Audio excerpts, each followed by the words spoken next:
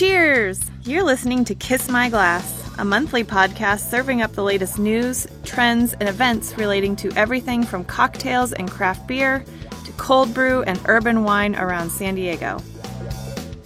This podcast is recorded as a collaboration between Pacific Magazine and Eating and Drinking San Diego and is released on the fourth Monday of each month. I'm here with Tori Lee, along with Kimberly, his wife. They own Cafe Moto in Barrio Logan. Yes, welcome. Thank you for having us, for having me. Tori, I was reading on your website how there were 4 iterations of Cafe Moto. Walk us through that. 4 iterations, 4 meanings of it? No, like it said, it's the 4th location. Oh, 4th. Yeah, okay, 4th iteration. 4th roastery. Yeah, 4th roastery. Well, yes. My stepfather started roasting coffee in 1968. Had a little small peanut roaster converted down near La Jolla Cove, which was the first Panikin store right there in the Green Dragon, which has since been demolished, but that's where it was. Then in the early-ish 70s, that store was being demolished. He moved the Panikin shops up to the Upper Girard area where they are now in La Jolla, near the elementary school there. And the roastery got a little bigger and moved to 12th and J Street downtown. We had a kind of a workshop building there. He roasted out of there for 5-6 years until I think he had a fire in one of the roasters and decided maybe roasting in the basement wasn't the greatest scenario. And we opened up that shop on 7th and G Street. And then we had the roastery in the back of the 7th and G Street, or the retail in the front. It was a 3-story building. So we had the roastery in the back, the offices on the 3rd floor.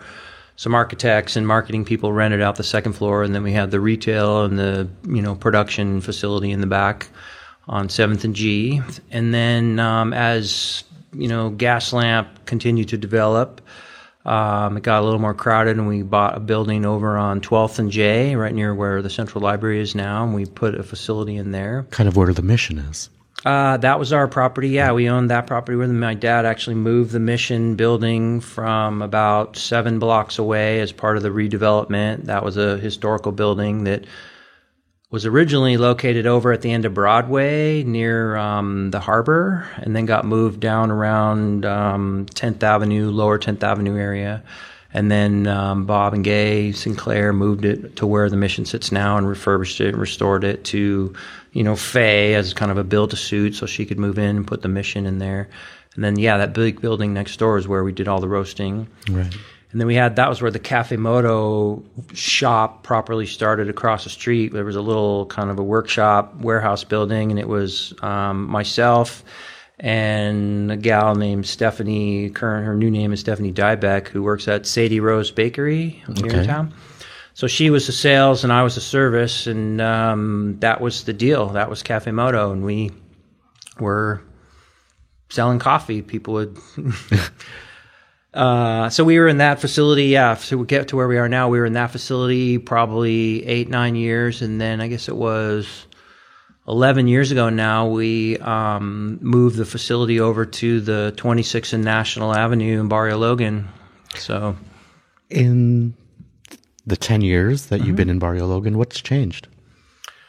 Well, there's certainly more activity, more little shops and galleries, and as the downtown develops, it slowly creeps over.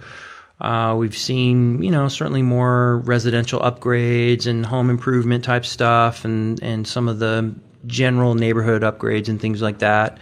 There's been investment in real estate, but I think there's been, entrepreneurial type businesses that have opened up, and there's 2 breweries and a wine shop and more salons and tattoo and several galleries like I mentioned. The Chicano culture has been maybe the last 3 years more predominantly being enhanced, for lack of a better word, where there's more murals and decorative pieces, and Chicano Park tours have become a little more regular. Yeah, a thing, exactly.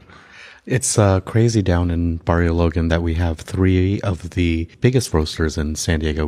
There's Cafe Moto, there's Ryan Brothers, and there's also Virtuoso. Right, yeah. What makes Barrio Logan an attractive place to roast coffee? Why did you choose Barrio Logan?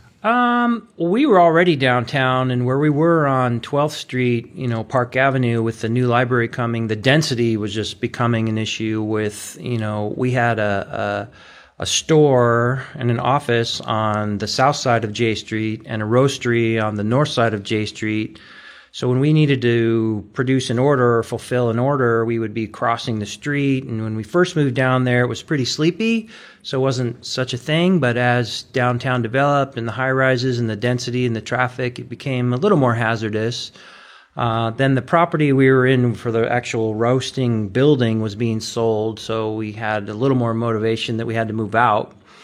Then it becomes a matter of, structural infrastructure resources. I mean, for our roaster, we use natural gas, so we needed a, substantial, consistent natural gas supply, which you just can't get, anywhere in town. And with all the, electricity and motor needs and things like that, we needed something where we could produce.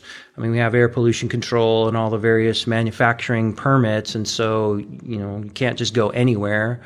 And the Barrio was close enough where we could operate the existing plant on J Street while we built out the new plant. So for a short time, we were, 10 or 12 blocks apart, schlepping back and forth doing construction, development, things like that.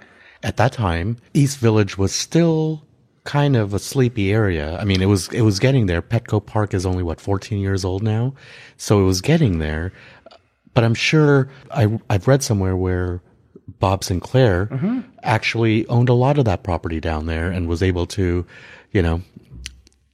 have a nice little tidy profit from the Padres being... Well, he was downtown since the early 70s. So when we first moved into Cafe Moto, I mean, there was, plenty of drugs and hookers, and it was pretty derelict area. It was basically warehousing, and all that pre-Petco, SCG&E, buildings were fairly defuncto for the most part. And so, yeah, Bob owned property on J Street, and then he was able to buy the Wonder Bread building and some property over on 16th Street that were essentially just defunct kind of warehouse buildings.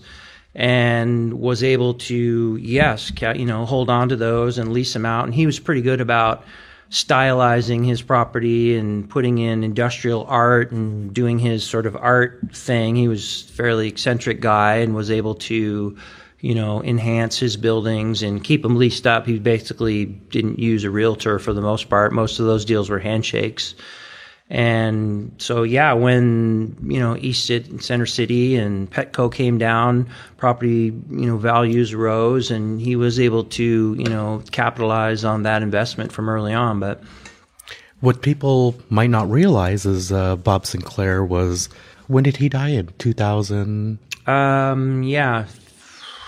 13, 14, it was not too 12, long ago. Something like that. Yeah, it was. But he had a fantastic collection of industrial art. It's still housed in that building? Some of it, yeah. He was a machinist. I mean, he was a woodworker, self-taught woodworker, machinist, tinkerer, welder, just really an all-around, Renaissance man. I mean, he just wanted to do something. He had the, wherewithal. He would just figure out how to do it. And so by the time he passed away, he was building a blacksmith shop, there was a full wood shop, there was a welding shop, there was a motorcycle kind of finishing barn where he would do the finishing touches and carburetor valve, design work for his race bikes. So yeah, he was pretty well versed. I mean, pizza oven, all manner of things. He would just sort of go for it. And he was kind of the inspiration behind that Cafe Moto name, right? Because of the fact that he loved Moto Guzzi? Yeah, Ducati, Moto Guzzi. It was Italian bikes primarily. I mean, we had been in coffee, so we had owned, Gaggias and Pavonis and Bazzera and all the old school espresso machines while we had the Panikin Company. And so, Italian style and Italian flair was not foreign. I guess it was in the 86, 87 when he started really racing motorbikes more, and we would build basically the Panikin coffee houses and retail shops. I mean, we would build all that furniture. So I learned how to do woodworking from my stepfather in our woodworking shop, and we would build cabinets and doors and, go to build the Panikin in Del Mar and install all the things and make tables and and all the funkiness of the Panikin. And then he got a little tired with wood, started getting into more of the metalworking, and then that complemented the aluminum fabrication for the motorbikes. And he would buy, he had a series of Ducati bikes, 350, 500, 750 twins, and he would race those bikes. And he and a couple of his friends that had the skill and time had a little race team, and they would go around. And so they were beginning to race bikes. And so when we had Cafe Moto, I mean, in motorcycle racing, there's sort of a series of qualifying events, Moto 1, Moto 2, Moto 3, sort of the eliminations. So before you have the big moto or the final race, you'd have all these eliminations. So the idea of Cafe Moto is that you could come to the shop, try coffees, try some teas, introduce chocolates, understand what you'd like to sell and what ingredients you want to have in your shop. Before you open your shop, you'd be fairly well skilled and trained, and you'd be basically bought into the products you'd be selling because you've already tried them. And so you'd have a Cafe Moto where before you opened, you'd come learn and do your thing. So that's what I did when I opened up my shop in 2004. One of the first things I did was got a hold of one of your sales reps, and we went through the training. Deal? Yeah. We got equipment from you, taught me how to do lattes, latte art. So yeah, I have a long-standing history with you as a company, you personally. Let's talk about coffee. Where do you think San Diego's going in the next few years when it comes to coffee? Well, where it's been going, and I would imagine it will continue to be refined. It probably about the time you came around was, the middle of it, so to speak, where the third wave coffee types were coming on, and specialty coffee was, more apparent, and having your average off the truck, Costco coffee for your restaurant and coffee house really just isn't acceptable. It's just not, you can't command the price and just have sort of a run-of-the-mill coffee flavor. The market has changed, and people are too sophisticated with wine and beer and, cheese and steak. And as the farm-to-table movement has been growing, people are more knowledgeable. And so having just sort of an average thing doesn't get it anymore. And we certainly gained a lot of business where we would be competing with the larger corporate companies out of state, where they would just drop these products. It was old, it was stale, there was no branding, no identification of the farm or co-op. So the, chefs and the operators didn't have much to go on other than, well, it says dark roast on the box. And over the last, 10 or so years, that's just not acceptable. You need to have, origin and, variety of coffee and type. Is it fair trade? Fair trade and, organic and kosher, of which we have all three. And so, coffee market is still going, to be further defined, and there's new varieties and process and honey varieties and crazy, auctions that are going on where Brazilian coffees are commanding over $100 a pound because of the micro uniqueness of them. And so I think at a green level? At a green level, oh yeah. I think that was roasting. The new record was a Brazilian coffee sold online for $127. And it's because it's one of these, semi-pulped honey. Maybe it was a black honey or the white honey process done. And, you put it online. I mean, you've heard of Cup of Excellence and what with Geisha's done. And it's not uncommon for what used to be, quote, normal coffees selling for, 10, 15 times what they used to in years past. Now that there's, a story behind it, and we know that it came from this farmer or this farm group or this women's cooperative. So where's San Diego going? I think that we're continuing to have, more influence in the market, more discerning clientele, more flavorful and dynamic coffees, more interesting coffees, certainly. And, as the pour over market keeps growing, where it's along the espresso lines, where each cup is made expressly for you and at one at a time, and it's Cold brew. Cold brew is a whole nother crazy animal. I would have never thought we'd be selling 5-gallon kegs of cold brew coffee, but here we are with several thousand gallons a week being produced to sell on Nitro now. Those types of things. I mean, San Diego with its beer, craft breweries has certainly become a little bit better with the food. And I mean, I think some of the chefs, have plenty of ingredients. It's too bad Susie's Farm is no longer with us as far as a local farm to table source.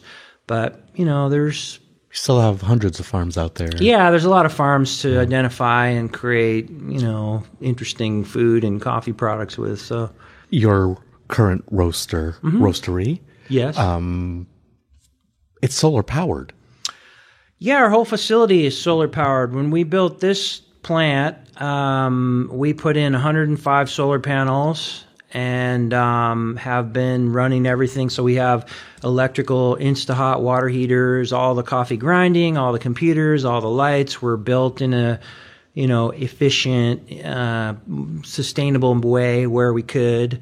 And so, yeah, everything electrical on the roaster is done via solar power and natural gas for the main, clean burning energy. I mean, the roaster itself's from the 1930s, so it's fairly straightforward cast iron drum.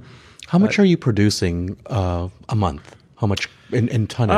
I'd have to do the math. We're producing probably 3,000 pounds a day. So what is that? 12,000. We roast about 4 to 4.5 times a week.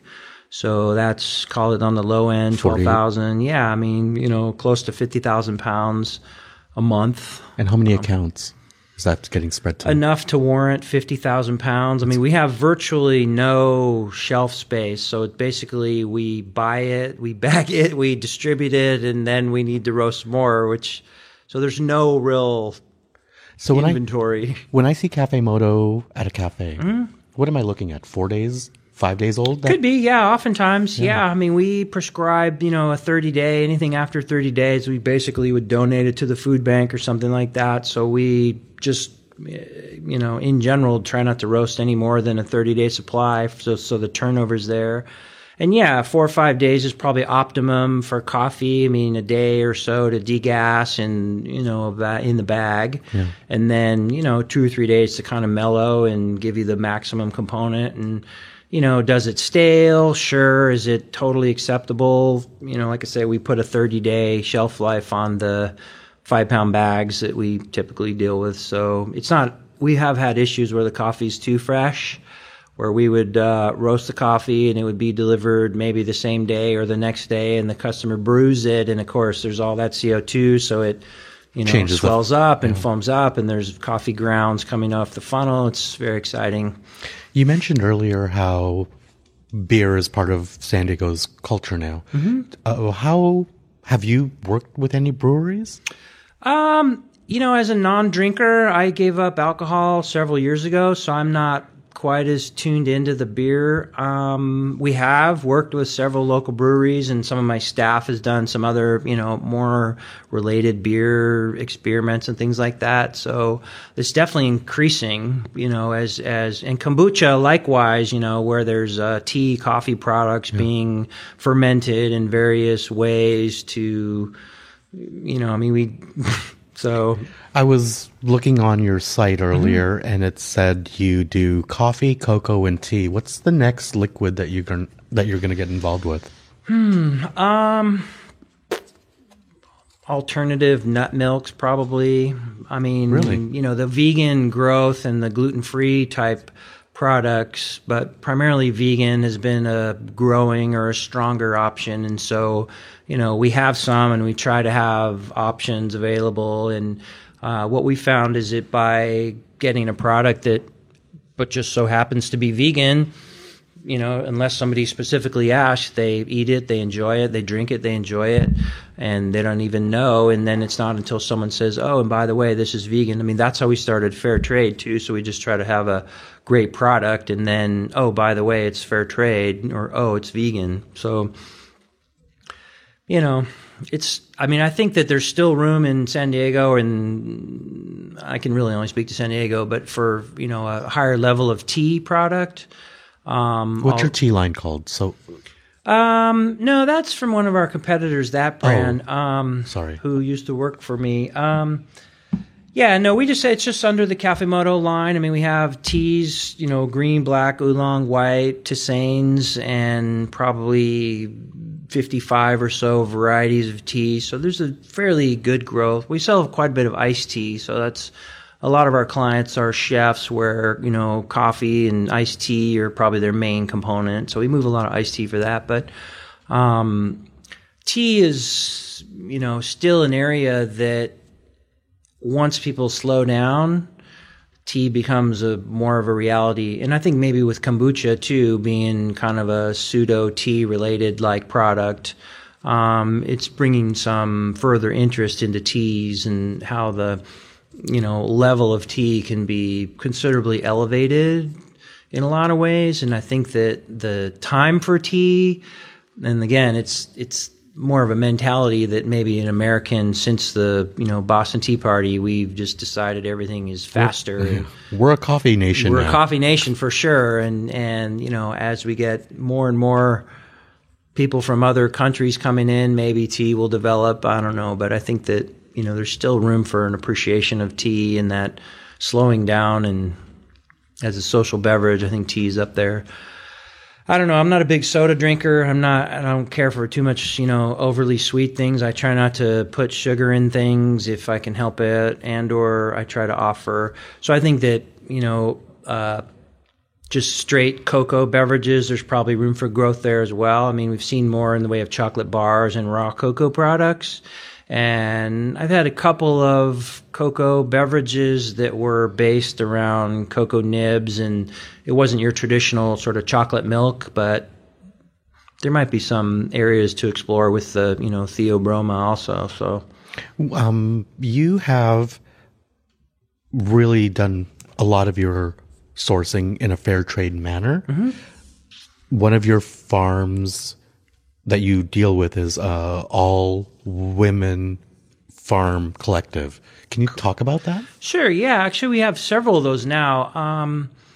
My introduction to fair trade was about year 2000. Explain free trade. Well, free trade and fair trade are two different things. Free trade is one thing I can't really talk to. Fair trade is essentially a third-party verification or a third-party certification, similar to organic certification or UTSCAPE, rainforest, kosher certification, where you have an outside entity come and verify the process. Okay, fine. So for fair trade, for a coffee, tea, cocoa, banana to be considered fair trade, they need to follow, or be structured in a more or less a democratic format, so that the membership of the cooperative is offered or guaranteed sort of an equal say, both economically, socially, and have a voice. And so it's a fair trade for me is partly an environmental, social, sustainable certification. And it provides for traceability. Along with that, it sets a minimum price. I mean, you're familiar with the New York C market, and the New York coffee C market can vary from $1-ish to $3-ish 5 or 6 years ago. And so as a coffee farmer in Central America, if you're trying to make a living with harvesting coffee and you get one harvest per year, you better hope you time it right, but then you're based on what time of year is harvest, what are all these other factors. You have no power to control your own economic destiny whatsoever. Because if the market's low and you need to harvest that coffee before it rots, you're stuck. If the market's high, hey, kudos for you. Maybe you can sell it at a higher price and have your one paycheck per year supply you for all in your family, all your needs. So when I was introduced to fair trade, I met some farmers and groups. Primarily, first one was in Costa Rica, And I said, well, what was the difference? And they said, well, having the $1.26 minimum price means my coffee's no longer associated or related to the New York C market, which goes up and goes down. So I said, what does that do? And they said, well, now we have a contract. So like we still do it. We make contracts. I was doing one this morning, pre-harvest. So now we have a contract with a farm group out of Costa Rica named Llano Bonito. We've been buying from them since 2001. We agree to a purchase price, and it has a fair trade standard on it, which is a no less than price. So now the co-op can borrow money at a no less than rate, and they have more security. So they can get pre-financed in order to hire workers and do facility improvements. So, you need all this labor to hand pick all this coffee way up the mountain time. You need to pay those people. Well, if you can't borrow money, or if your money's costing you 21 to 27%, it's hard to have any profits at the end. So with a fair trade model, they get a little more security on their contract. So we basically pay a minimum fair trade price plus an organic premium, which now in fair trade has changed a little bit. So now there's social premium. So a coffee that on the New York C market today would be costing $1.30, $1.25, we're paying close to $2.75. So the farm group gets considerably more value for their effort. So, hey, what do? Well, part of the fair trade structure means they're going to reinvest that into, whatever the cooperative democratically votes on spending their money in. So if they want to provide more infrastructure, they want to build a school for the community. So, what is it that they need? They need more, sprouts and saplings for next year's harvest to replant trees. Do they need fertilizer or, harvesting equipment for, weed whackers? Do they need a truck? Do they need a bus? More donkeys? More everything. Mm-hmm. So, yeah, donkeys, more donkeys too. So, the fair trade provided a level of insurance. Is it the end all? No. Is direct trade the end all? Direct trade is a different model. Direct trade means that maybe the roaster would identify a farmer or a farm group and say, we are going to give you above market price and we expect this level of quality. Okay, fine. And that's doable. And we have those kind of deals also. But there's really nothing that says that there's an overall third party representative. It's just basically based on what I say and what you do. And it's sort of, there's trust even with fair trade. And so a direct trade system doesn't necessarily provide for the whole community, doesn't necessarily say that all the cooperative workers are going to, be benefited from the purchase. Direct trades are oftentimes where you have a single owner or an estate rather than a cooperative where you may have, 50 to what like Yirgacheffe Coffee Cooperative Union is 10,000 coffee growers. That's a co-op, but there's 10,000 growers. So how can you ensure that all 10,000 growers are getting a equal place if you're not allowed transparency? So direct trade is a great model. It's a different model, and there's other companies that swear by it, and they don't feel that paying the 8 to 10 cents that me as the roaster pays for the service of fair trade to come verify that the social, environmental, and sustainable structure is being maintained. We've had situations where the transparency has basically been used to get the people their money, where the co-op provides coffee to the dry mill, and the dry mill service is to clean and process and grade the coffee, and then they put it in the bags for the container to export. And when we looked back, the co-op did not receive all their money, and so we're trying to understand where did all the money go. And we were able to pinpoint that the dry mill had basically underpaid the co-op. So the co-op basically takes ownership, and so we're able to put pressure as the roaster, as the co-op, as the exporter, to put pressure on the dry mill, say, look, we all know you got the money stopped here. We can all prove it. And then the co-op, oh, yeah, I had it in this other account over here. Oh, sorry, my bad. And in order to keep, producing in that community, the integrity and the honesty has to be there. But without the transparency, that's much more difficult to prove. So You've been working with some of these farms for a generation now. yeah. What changed? I mean, do you see the changes in Yeah, product like you and- mentioned, the women's cooperative. I mean, one of the women's cooperatives we've been working with since 2001 is out of Nicaragua, a group known as Las Hermanas. And it came about by two reasons, really. One is I have two daughters, and I would like them to have equal pay and equal wages and equal opportunity, and believe that, they can do the job as good as anyone or any man, and that they should have a fair stake and they should have opportunity. So if I can do things to enhance or promote that concept, and I can use my business to do that, that's great.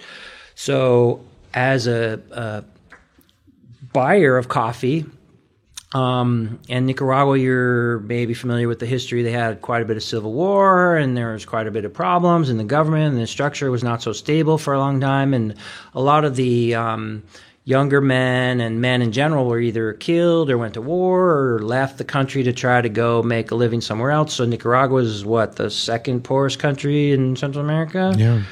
So there you end up with a lot of these women that were not entitled to own any land just by the structure of the country, and they're all alone with these farms and or pieces of parcels of land.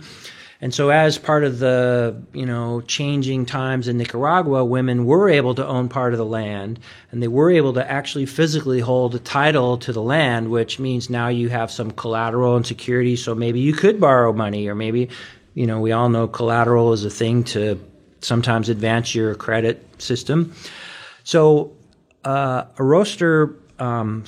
green coffee broker friend of mine said, hey, we're in Nicaragua, we're trying to buy this coffee, and we're noticing that the coffees that are coming off of the women's side or the wife's side of the land are slightly better cared for. They're slightly more consistent, they're slightly less damaged and bruised, and they generally seem in appearance like there might be a little bit of a quality thing going on here. And okay, so he said, would you be interested if we were to separate out the women's coffees? Would you be interested in just purchasing the women's coffees? And we'd form sort of a mini co-op, use the facility and the structure of the bigger cooperative as a support. Okay, fine. We're not going to reinvent everything. But we were able to micro-lot this group of women's coffee. I said, that sounds like a great idea. So they sent us some samples, and we tried the coffee, and it looked beautiful, and it was clean, and it roasted well, and it had a nice flavor and good acidity and lovely characteristics. And we said, that sounds great. We'd love to buy it. They said, well, we have some of it's organic and some of it is conventional. I said, okay. And I go, what about fair trade? And they go, well, we have all of it is fair trade conventional with a transition to organic 3 years, and some of it is. So we were able to purchase 100% of the organic production and, considerably more of the fair trade conventional. And we basically have been buying from that same cooperative for, since 2001. And that name, if you were to Google Las Hermanas, there's several iterations, and Pete's Coffee has come on board and was able to buy some of the conventional, Las Hermanas coffee. And as a, giant coffee company, of course, what they brew in a month is probably what we, deal with in a year or something like that. So, the cooperative is still around, and there's still a group, and they've been able to increase and grow. We're working with Las Hermanas right now as a premium price above the regular green coffee quality level organic fair trade. There's another incentive we're trying to do where they're opening a farmer's market in and around Jinotega to produce and sell, fruits and vegetables and other goods for another source of income. And so they need some infrastructure work. So we're working with Food for Farmers and directly through the green coffee importer out of, Nicaragua, and Fatima Ismail, who's the director of Sopecca, who's the bigger cooperative and the general manager, to create other structural funds that we've done essentially every year. I mean, from art supplies to school uniforms and books to musical instruments to, infrastructure needs where they needed water processing or cervical cancer screening or just general training. We've invested in that cooperative, and it goes hand in hand with the fair trade social premium and the reinvestment that fair trade sort of dictates, if you will. But it's also above and beyond. And my feeling is that the more women can have access to market, generally, the more, probably harmonious and, well communicated community that will be, sort of along the microloan concept, which you're changing the world. I'm just roasting coffee. I don't know about that. Speaking of changing the world, currently you're just distributing coffee. You have your roaster, but you also have a retail shop. Are there plans to expand that retail operation? Well, my dad always told me that it just takes one good store. It's sort of, if we want to sell the company, then having a model where we had multiple espresso bars, and especially if we had one in Los Angeles and one in New York and one in Seattle or Portland and, the bigger cities where we could act as a proving ground, I have no doubt our concept, is just fine. It would work in any coffee town around. I think we have, the right principles and best practices to do great. At the moment, our goal is just like when you came in 2004. It's still basically the same as we try to provide support services. I mean, we have 7-day-a-week espresso machine repair. I mean, we have 5 espresso technicians on staff with vans and parts to support the need. We have, barista training lab. We have an espresso bar. We have, any number of tools and facilities we try to use to help our clients, become better coffee people. Whether it's just to be competing within their block in downtown San Diego or within the bigger community of San Diego or with the outside influences from Orange County and Portland and some of the other roaster names that don't need to be named but have really wonderful coffee products, and they come to town, and are they local or, can we stand up? So we're not at the level of beer, obviously, on the coffee. Why not? Well, there's 156 brewers, right? It is crazy. And there's probably a dozen major roasters in San Diego? Someone told me there was over 40. Really? So I think, by the time you start counting, micro roasters, what do you need? A Sid and Jerry's and you got a roastery? Or, how big of a roaster do you need to be considered a roastery? So...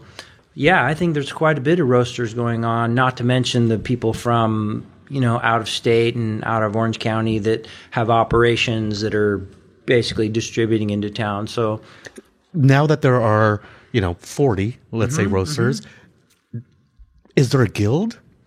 There's a couple organizations that would qualify. There is the American, Coffee Roasters Guild through the Specialty Coffee Association, which now has been merged with the European Coffee Association. So there's the Specialty Coffee Association for baristas. There's a guild for that. There's for roasters. There's for tasters, and there's even a Coffee Technicians Guild that is available for curriculum, resources, market research, and data that, we've been members since 1970 or something like that.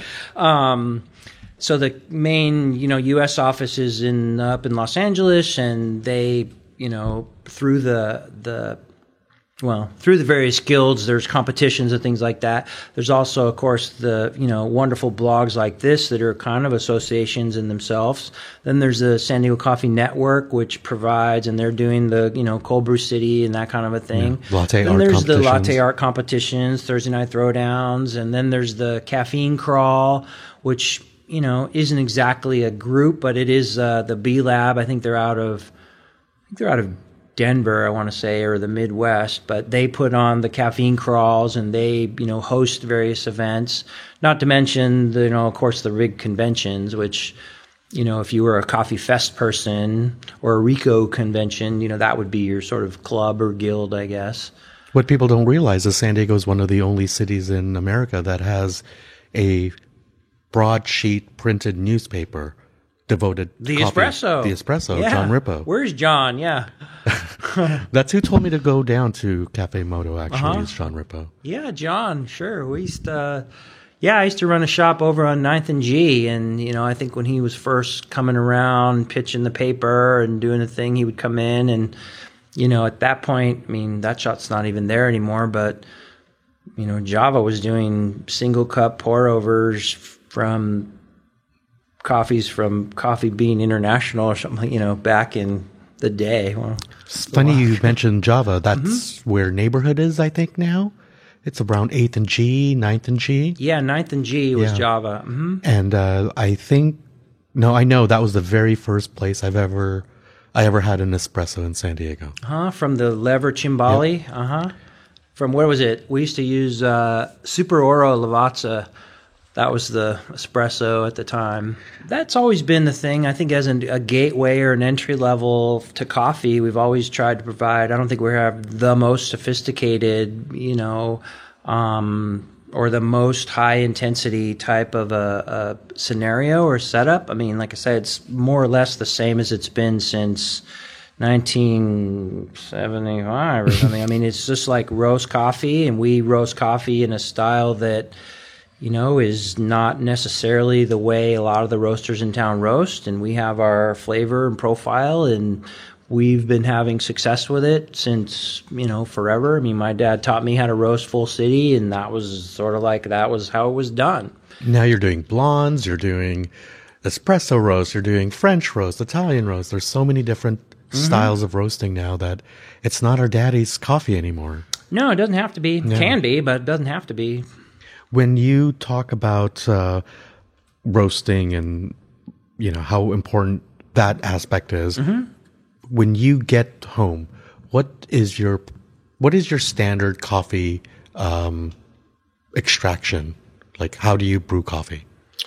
I target the 16 to 18 to 1 sort of fairly strong concentrated version, that's what we typically advertise on the bag is a 16 parts, water to coffee, or 4 ounces per, half gallon, based on, years and years ago, research done by the Specialty Coffee Association for the Golden Cup standards. So when I was getting certified Golden Cup and looking at coffee and what was I going to do and how did I enjoy the coffee, that's how I enjoyed it. I've had a lot of coffee that I've been left unsatisfied with, where just there's not much going on. It's, strength is not the best word, but there's just not enough viscosity and depth and solids in the cup, where it's just a little too weak. Coffee's pretty easy to make bad. I've had plenty of, inferior, one not so great coffee, including coffee from my own shop where, the water's not right or the grind is not right. So I've had a lot of coffee machines in my house, between ones that have a filter that rotates and spins around while it brews, to, timer models and Chemex versions and all kinds of stuff. But I still put the kettle on in the morning and boil the water, and lately I'm using the gold filter Able cone on a thermos, and before that I was using Melita cone in a Filtropa filter, and I've tried cotton socks, and we do French press every while, and Cotton socks. Well, it's a flannel, yeah. It's typical of Costa Rica kind of style. I saw it in Indonesia as well. They use it's basically a reusable flannel type filter. And years ago at the Panikin, there was big giant sort of pillowcases that were these urn filters when you're making 3 gallons of coffee, sort of in the Navy style method. And you had to basically wash this sock out and hang it up to dry, and so we needed 3 or 4 socks so they would sufficiently dry in between. But basically it's just sort of a cotton filter. Yeah. Tube socks do work. You can make coffee with a plastic bag and hammer and a tube sock. It can be done. How are you going to keep up with some of these new roasters in town? Well, I think we keep up the same way we always have. I mean, it's just try to be supportive, knowledgeable, friendly, have fresh product, have best practices in place with our, products coming in rotation, and first in, first out, obviously, is a just basic stuff. Having. Do you try to lead the pack, or do you try to follow? I just try to do what we're doing. There's so many ways, so many directions to lead that, I try not to just totally react. We try to develop a product and be able to have something repeatable. We could invent a new product probably once a week, or something like that. There's so many ingredients and ways to make things, but having something that somebody, like you say, when you had a shop, you wanted consistency and reliability, and you need some sort of stability. So that's sort of one of the keys. I don't like to just start something. Back to the cold brew kegs. It took a long time before we committed to okay, we're going to do this, because it's a whole new factory. It's a whole new process. It's, we start selling 5-gallon kegs of nitro cold brew. Now, all of a sudden, 3 weeks from now, are we just going to discontinue that? Your packaging for that is fantastic, by the way. It's like an oil, like a, jug, an oil jug. And it's pretty remarkable. And it's just it's thick. Thicker than most, I would. You mean the cold brew itself? Yeah. Well, again, it's back to that, what do you prefer to drink? There's plenty of cold brew products that are very light and bright and almost kind of like a tea like lemonade, and they're very lovely and nice. And they certainly have their place and a big part of the market. But, I sort of prefer something a little thicker and more substance going on. And I'm fine if people want to put milk and sugar and that's the way they do it. Then who am I to say? That's just how they do it. Everyone has such a personal way to drink coffee every morning. And what we found, the biggest, I think, change is that, for a long time, coffee was just sort of this black swill, diner, okay, fine. And then specialty came around, and then, Coke and Pepsi took a lot of the morning business away because, people drink Diet Coke for breakfast, and coffee, they don't drink they drink Diet Coke because it has caffeine. And now with Monster and Red Bull and all the other things, coffee took a big hit. So years and years ago, when vanilla nut and cinnamon and the flavored coffees came out, that was an effort by the coffee industry to gain back some of that flavory coffee business. Look at the success of the blended drink. Yeah. Is that, massive. And so, I forget what your question was, but, what do we do? And as far as, I don't know that we're necessarily, like I say, leading the pack wise, I just prefer to have, a product that is reliable and stable and sustainable. And, we vary origins, and, we'll have coffee from Yemen, even though there's a civil war going on and stuff can't hardly even get it. And, rotate things in and out that make sense or interesting so that we can offer some selections. But we always try to have the core values and, those in stock and, in place as best we can. Where's the next great coffee place? I'm going to China in February, and right now there's a big effort. Starbucks is building a massive, or they just opened a massive roasting plant in China, in Yunnan, down near the Pu'er and that kind of South, China area. And a friend of mine, Ted Lingle, went over to China because he was like, why is Starbucks, even though they've been involved in China for the last 15, 18 years, why aren't we seeing more of this coffee on the market? Where is this origin? And one of his efforts as a, coffee great person was to introduce and bring over. And so there's a Roasters Guild tour that's going to Yunnan and is part of the, Yunnan Coffee Exchange. You going? Yeah, I'm trying to go. Yeah, I invited my one daughter. She's trying to go. She's got a PTO at her corporate job to get some time off. We're going to try to go over there and get that introduction. I think that there's still coffees from. We have a coffee coming in through Puerto Rico for two reasons. One, just because of the nature of Puerto Rican coffee, it's just not available. It's not something you see every day. It's not really available, but they do grow a fair amount of coffee in Puerto Rico. And I saw it, and then post-hurricane, this particular coffee from Puerto Rico goes for water cleaning, and there's sort of a secondary cause message built into it. So it'll be interesting to have the coffee and put it on the menu. I think that whole, China belt, the equator is where coffee grows. So, there's plenty of room in and around the equator that is not really discovered. And Not tapped yet. yeah, I mean, we just need, what's his name, to go, what is it? Hidden Sacred Grounds? No, Which guy? from Colombe, Philadelphia, La Colombe guy, and he goes, does those like exposés where he's got his video camera and he's hiking through the jungles of Haiti and crossing through barbed wire to get to a farm estate, and he breaks out his little... I think we should do that, Tori. No, he's a famous guy. Shoot, I should remember his name. Dangerous Grounds, that guy, yeah. Dangerous Ground. Yeah, La I'll have to- Colombe, yeah, he's... So... Carmichael, right.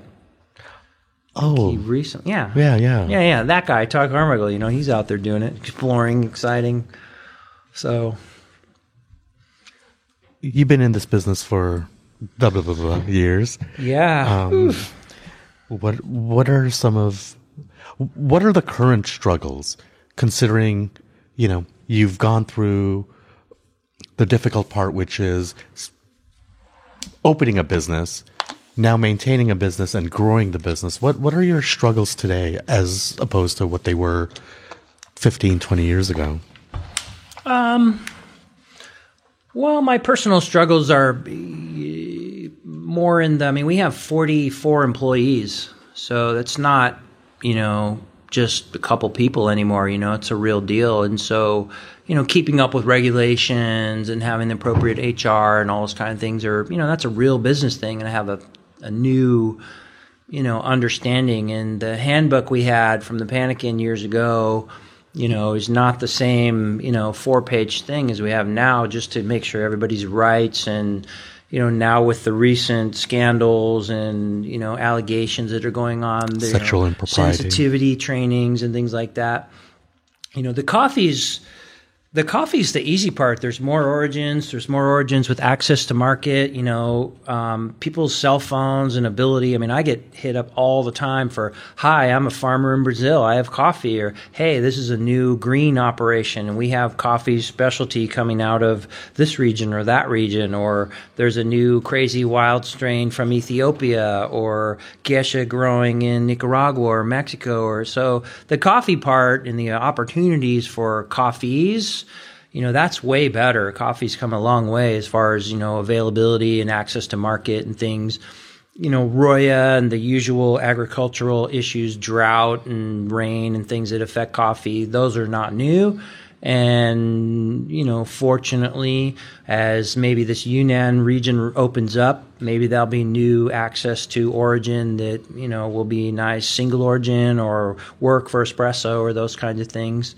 Robusta coffees also has always been this Robusta, you can't use Robusta, but Robustas have made, huge progress in the last 10 years as being a specialty and an origin that isn't just rubber tire anymore. And it doesn't just have to be in a $2 a pound can of coffee, and it can be used as a specialty. And there is an R grade as a Q grade or a specialty grade of Robustas. So, because most of the coffee we drink are Arabica beans. Arabica, yeah, that's always been the thing. And it was true for sure years ago that Robusta coffee was not something you cared to enjoy, but education and access have made improvements there. So business is business, and so the business part of it is understanding and having clients get up to speed. We want clients to be able to be good operators and have best practices. And sometimes, we're the coffee police, and how we like coffee isn't necessarily how everyone likes coffee. And someone buys our product, where's the line? How far can we go to say, I won't sell to you or I will sell to you? And those have been conversations I've heard, other coffee roasters say, no, we won't sell to you because you're not, a good operator. You don't represent our product. And, I've always felt like people can make coffee however they deem fit. I think the way we recommend is a very tried and true model and provides a good flavor, and customer returns are good with it. So follow them. Yeah. Last question. What's the exit plan? Well, like I said, I got, these 2 daughters, and they're out there in their corporate world, and we've had several discussions with them if they want to be third generation, coffee people. They both have had, roles over the years growing up in coffee and have certainly been around our various coffee philanthropies. And we're donating hot chocolate to your school. And it happens to be kosher, organic, fair trade chocolate. So they're not unfamiliar with it. Exit strategy is, coffee, the business is one great store. It's a great lifestyle. And, I'm 53, and so I have probably a few more years and a few more adventures and things. And coffee's always been a way to explore the world, and meeting people over tea and coffee has always been easy. In the rest of the world, a cup of tea is a normal thing where people go. So, as an industry and an exit strategy, I don't have the Vitamin Waters of the world knocking on my door saying they'd like to buy it. I think that, our business model is a little bit quirky, so it probably would be not so simple as just an outright sale because of maybe the funkiness and the heritage of it. It's not as maybe cookie cutter as some investment groups might like, but I think from a client base, there isn't an immediate exit strategy and, open it up. I mean, if anything, some sort of, exit strategy that would include, we've had employees that have been with us for 10, 15 or more years. Is Augie still with you? Augie's still with us. Love Raphael, Fernando, Alex. My sister-in-law, my brother-in-law, my stepbrother, a lot of those family. People. Yeah, it's like that. And so an exit strategy needs to include, sort of everyone. So again, it's a little more difficult than just a straight, thank you very much, it's been fun. Yeah. Well, on that note, this has been fun. Well, God, I really enjoyed it. Thank you. Tell us about where we can find your shop. What's the address over in Barrio Logan? We're on the corner of National Avenue and 2619 National Avenue, and Barrio Logan 92113. Open 7 days a week. CafeMoto.com. CafeMoto.com. At CafeMoto on Instagram. Info at, service at, Mechanica at, all the various at CafeMotos. You can find us. Look for our black and gold, vapor gauge winged logo at your favorite, coffee house. See them all the time bar. driving around. We got pretty much from the border to East County to up into the South Camp Pendleton. There's someone in your neighborhood, I bet. Yep. Tori Lee, thank you so much for being here. Edward and I enjoyed it. Thanks for having me. It's been a pleasure. Thank you for listening. We hope you enjoyed this episode of Kiss My Glass. I'm Leslie Hackett, Editor-in-Chief at Pacific Magazine, here to wish you a Happy New Year and share with you some upcoming drink events around San Diego. New Year's Eve is arguably the best holiday for drinking. To make sure you're somewhere amazing for the midnight toast, head to pacificsandiego.com/NYE 2018 for all the hot parties. Take up home brewing in the new year. The Home Brew Mart in Linda Vista is offering a beginner class on Saturday, January 7th. For $25, learn how to brew and get 3 4-ounce tasters in a Home Brew Mart tulip glass to take home. Information can be found at ballastpoint.com under the Shop tab. Start the year off with a great day of drinking beer during the 7th Annual San Diego Beer Fest on January 13th at Liberty Station. Sample more than 150 beers from 70 local and international brewers. More information at sandiegobeerfest.com. And during the podcast, Tori and Edwin mentioned the Caffeine Crawl. The 4th annual event takes place from January 26th through 28th.